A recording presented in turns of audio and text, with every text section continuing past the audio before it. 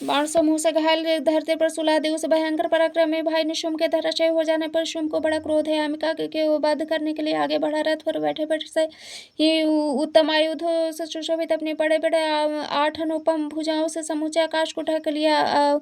वह अद्भुत शोभा पाने लगे। उस आते तक देवी ने शंख बजाए और धनुष के प्रत्यंचा भी अत्यंत दूसरा शब्द किया। साथ ही अपने घंटे के शब्द से जो समस्त दैत्य सैनिकों को तेज नष्ट करने वाला था संपूर्ण दिशाओं को व्याप्त कर दिया। तंतर सिंह ने भी अपनी दहाड़ से जिस सुनकर बड़े बड़े गजराजों का महान मद चूर हो जाता था। आकाश पृथ्वी और 10 दिशाओं को गुंजा दिया। फिर काली आकाश में उछलकर अपने दोनों हाथों से पृथ्वी पर आघात किया। इससे ऐसा भयंकर शब्द हुआ जिससे पहले कभी सभी शब्द शांत हो गए। तत्पश्चात शिवदूती ने दैत्यों के लिए अमंगलजनक हताश किए। इस शब्दों से सुनकर समस्त असुर थर्रा उठे, किंतु शुम्भ को बड़ा क्रोध आया। उस समय देवी जब शुम्भ को लक्ष्य कर कहा, वो दुरात्मन खड़ा रह। तभी आकाश में खड़े हुए देवता बोले, जय हो जय हो। निशुम्भ ने वहां आकर ज्वालाओं से युक्त अत्यंत भयानक शक्ति चलाई। अग्निमय पर्वत के समान आती हुई शक्ति को देवी ने बड़ी भारी लूके से दूर हटा दिया। उस समय शुम्भ के निसिहनाद से तीनों लोक में गूंज उठे। राजन, उसकी प्रतिध्वनि वज्रपात के समान भयानक शब्द हुआ, जिससे अन्य सभी शब्दों को जीत लिया।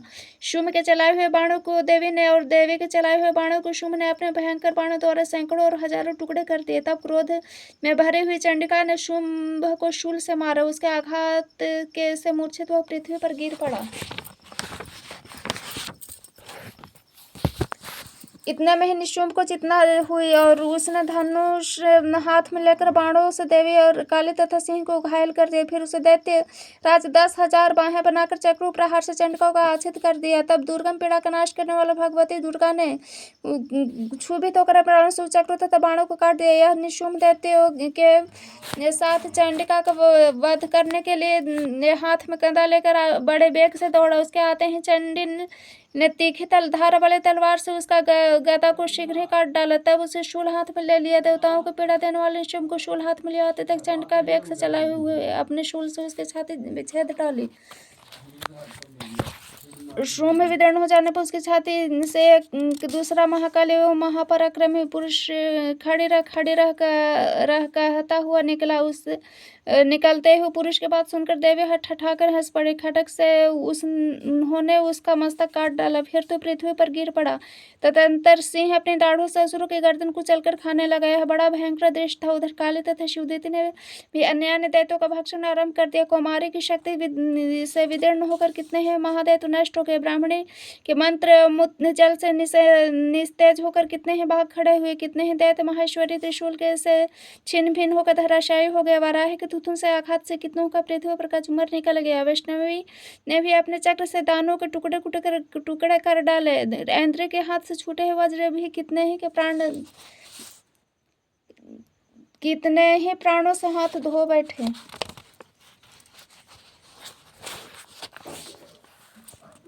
कुछ असुर नष्ट हो गए, कुछ उस महायुद्ध से भाग गए तथा कितने ही काले शिवदूती तथा सिंह के ग्रास बन गए। मैं मस्तक पर आधारचंद्र धारण करने वाली शिव शक्ति स्वरूपा भगवती कामेश्वरी का हृदय में चिंतन करता हूँ। वे तपाए हुए स्वर्ण के समान सुंदर हैं। सूर्य, चंद्र और अग्नि ही तीन उनके नेत्र हैं तथा वे अपने मनोहर हाथों में धनुष, बाण, अंकुश, पाश और शूल धारण किए हुए हैं। ऋषि कहते हैं, राजन, अपने प्राणों के समान प्यारे भाई निशुम्भ को मारा गया देख तथा सारी सेनाओं का संहार होता देख जन शुम्भ ने कुपित होकर कहा, दुष्ट दुर्गे, तू बल के अभिमान में आकर झूठ मूठ का घमंड न दिखाओ। तू बड़ी भामनी बनी हुई है, किंतु दूसरे स्त्रियों के बल का सहारा लेकर लड़ती है। देवी बोली, वो दुष्ट, मैं अकेली ही हूँ इस संसार में मेरे सिवाय दूसरा कौन है। देखे, मेरी ही विभूतियां हैं, तो मुझे में ही प्रवेश कर रहे हैं। तदंतर ब्राह्मणी आदि समस्त देवी देवी के शरीर में लीन हो गई। उस समय केवल अंबिका देवी ही रह गई। देवी बोली, मैं अपने ऐश्वर्य शक्ति से अनेक रूपों में यहाँ उपस्थित हुई थी। उन सब रूपों को मैंने समेट लिया। अब अकेले ही युद्ध में खड़ी हूँ, तुम भी स्थिर हो जाओ। ऋषि कहते हैं, तदनंतर देवी और शुम्भ दोनों में सब देवता तथा दानों के देखते देखते भयंकर युद्ध छिड़ गया। बाणों की वर्षा तथा तीनों शस्त्रों में दारुण अस्त्रों के प्रहार के कारण उन दोनों का युद्ध सब लोगों के लिए बड़ा भयानक प्रतीत हुआ। उस समय अंबिका देवी जो सैकड़ों दिव्य अस्त्र छोड़े उस दैत्यराज शुंभ ने उसके निवारण अस्त्रों द्वारा काट डाले। इसी प्रकार शुंभ ने भी जो दिव्य अस्त्र चलाए उस परमेश्वरी ने भयंकर हुं शब्द के उच्चारण आदि द्वारा खिलवाड़ में ही नष्ट कर डाला। तब उस असुर ने सैकड़ों बाणों से देवी को आच्छादित कर दिया है। क्रोध में भरी हुई देवी ने भी बाण मारकर उसका धनुष काट डाला। धनुष कट जाने पर भी दैत्यराज ने शक्ति हाथ में ली, किंतु देवी ने चक्र से ही उसका हाथी की शक्ति को भी काट डाला। तत्पश्चात दैत्यों के स्वामी शुंभ ने 100 चांद वाले चमकती हुई ढाल और तलवार हाथ में लेकर उस समय देवी पर धावा किधर दौड़ा, किंतु उसके आते ही चंडिका ने अपने धनुष से छोड़े हुए तीखो बाण द्वारा उसके सूर्य किरणों के समान उज्जवल ढाल तलवार को काट दिया। फिर उस दैत्य के घोड़े और सारथी मारे गए। धनुष तो कट ही चुका था। अब उसने अंबिका को मारने के लिए उद्धत होकर भयंकर मुसल हाथ में लिया। उसके आते देख देवी ने अपने तीक्ष्ण बाणों से उसका मुसल भी काट डाला, जिस पर भी वह असुर मुक्का तानकर बड़े वेग से देवी को झपटा। उस दैत्यराज ने देवी की छाती में मुक्का मारा। तब उस देवी ने उसके छाती में एक चांटा जड़ दिया। देवी का थप्पड़ खाकर दैत्यराज पृथ्वी पर गिर पड़ा, किंतु पुनः सहसा पूर्ववत उठकर खड़ा हो गया और उछला और देवी की ओर ऊपर ले जाकर आकाश में खड़ा हो गया। तब चंडिका आकाश में भी बिना किसी आधार के ही शुंभ के साथ युद्ध करने लगी। उस समय दैत्य और चंडिका का आकाश में एक दूसरे से लड़ने लगे। उनका युद्ध पहले सीधा और मुनियों को विस्मय में डालने वाला हुआ। फिर अंबिका ने शुंभ के साथ बहुत देर तक युद्ध करने के पश्चात उसे उठाया, घुमाया और पृथ्वी पर पटक दिया। पटक जाने पर पृथ्वी पर कारण दुष्ट आत्मा दैत्य पुनः चंडिका का वध करने के लिए उसकी ओर बड़ी और वेग से दौड़ा। तब समस्त दैत्यों के राजा शुंभ को अपनी ओर आते देख देवी ने त्रिशूल से उसकी छाती छेद कर उसे पृथ्वी पर गिरा दिया। देवी का शूल की धार से घायल होकर उसके प्राण पखेरु उड़ गए। वह समुद्र, द्वीपों तथा पर्वत सहित समूचे पृथ्वी को कपाता हुआ गिर पड़ा। तदंतर उस दुरात्मा के मारे जाने पर संपूर्ण जगत प्रसन्न एवं पूर्ण स्वस्थ हो गया। तब आकाश स्वच्छ दिखाने लगा। पहले जो उत्पात सूचक मेघ और उल्कापात होते थे वे सब शांत हो गए तथा उस दैत्य के मारे जाने पर नदियां भी ठीक मार्ग से बहने लगी।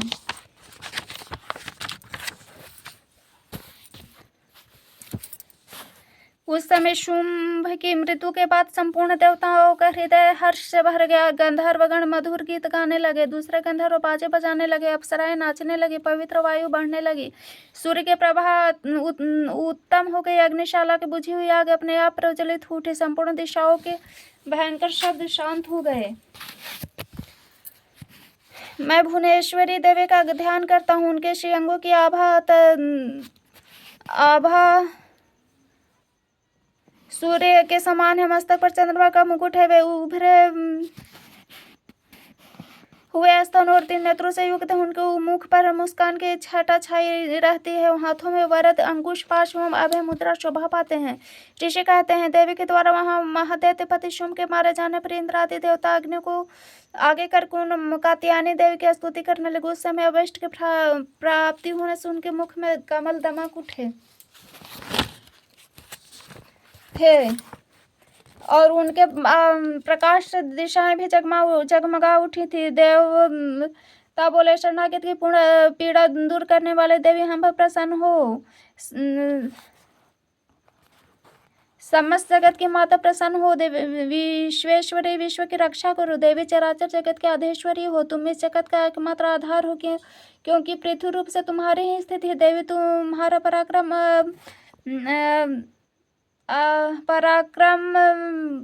अप्रिय है।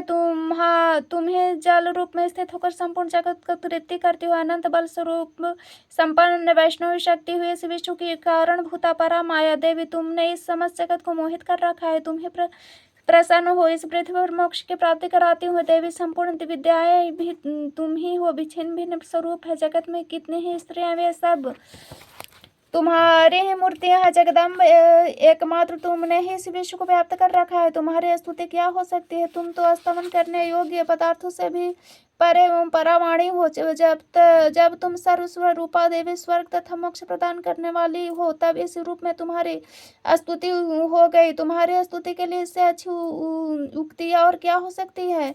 बुद्धि रूप से सब लोग के हृदय में विराजमान रहने वाले तथा स्वर्ग में मोक्ष प्रदान करने वाली नारायणी देवी तुम्हें नमस्कार है।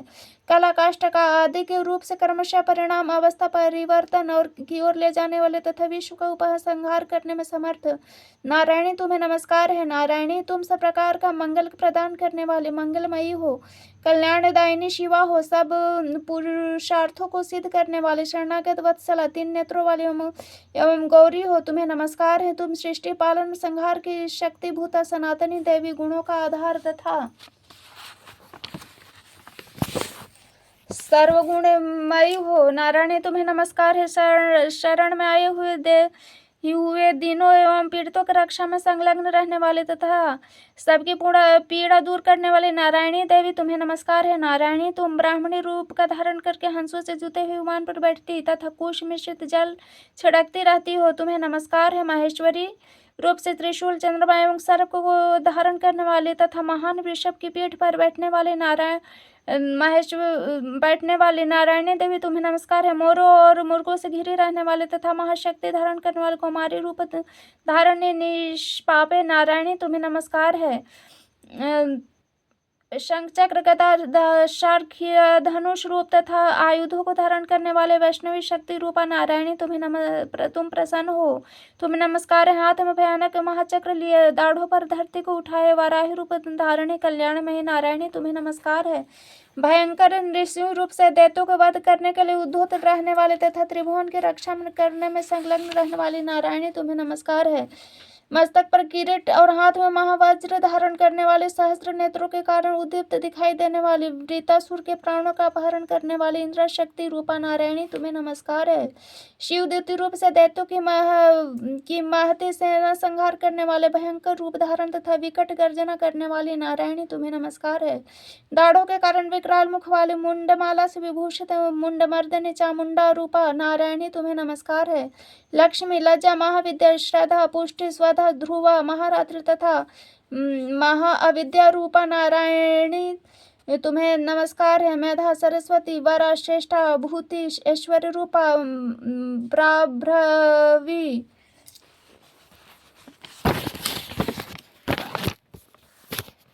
भूरे रंग की अथवा पार्वती, तामसी, महाकाली, नियमा, श्यामपरायणा तथा ईशा सबकी अधीश्वरी रूपिणी नारायणी तुम्हें नमस्कार है।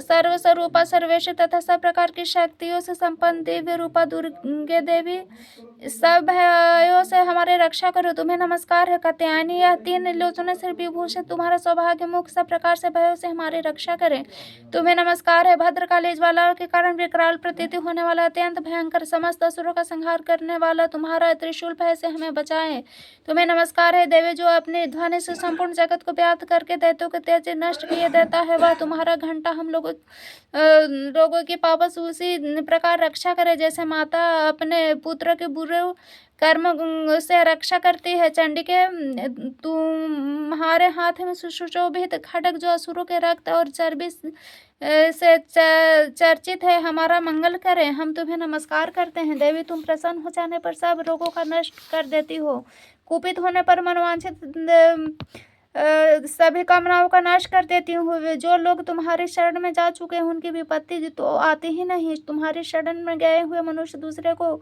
शरण देने वाले हो जाते हैं। देवी अंबिके, तुम अपने स्वरूप को अनेक भागों में विभक्त करके नाना प्रकार के रूपों से जो इस समय इस धर्मद्रोही महादैत्यों का संहार किया, वह सब दूसरी कौन कर सकती थी। विद्याओं में ज्ञानों को प्रकाशित करने वाले शास्त्रों तथा आदि वाक्यों वेद में तुम्हारे सिवा और किसका वर्णन है, तथा तुम्हें छोड़कर दूसरी कौन ऐसी शक्ति है जो इस विश्व को अज्ञानमय घोर अंधकार से परिपूर्ण ममता रूपी गाढ़े में निरंतर भटका रही हो। जहाँ राक्षस, जहाँ भयंकर विष वाले सर्प, जहाँ शत्रु, जहाँ लुटेरे सेना और जहाँ दावानल हो, वहाँ तथा समुद्र के बीच में साथ रहकर तुम विश्व की रक्षा करते हो। विश्वेश्वरी, तुम विश्व का पालन करते हो। विश्व स्वरूपा, इस संपूर्ण विश्व को धारण करते हो। तुम भगवान विश्वनाथ की भी वंदनीय हो। जो लोग भक्ति पूर्वक तुम्हारे सामने मस्तक झुकाते हुए संपूर्ण विश्व को आश्रय देने वाले होते हैं। देवी, तुम प्रसन्न हो। जैसे इस समस्त असुरों का वध करके तुमने शीघ्र ही हमारे रक्षा की, वैसे प्रकार सदा शत्रुओं से के भय से हमें बचाओ। संपूर्ण जगत का पाप नष्ट कर दो। उत्पात एवं पापों के फल स्वरूप प्राप्त होने वाले महामारी आदि बड़े बड़े उपद्रव को शीघ्र ही दूर करो।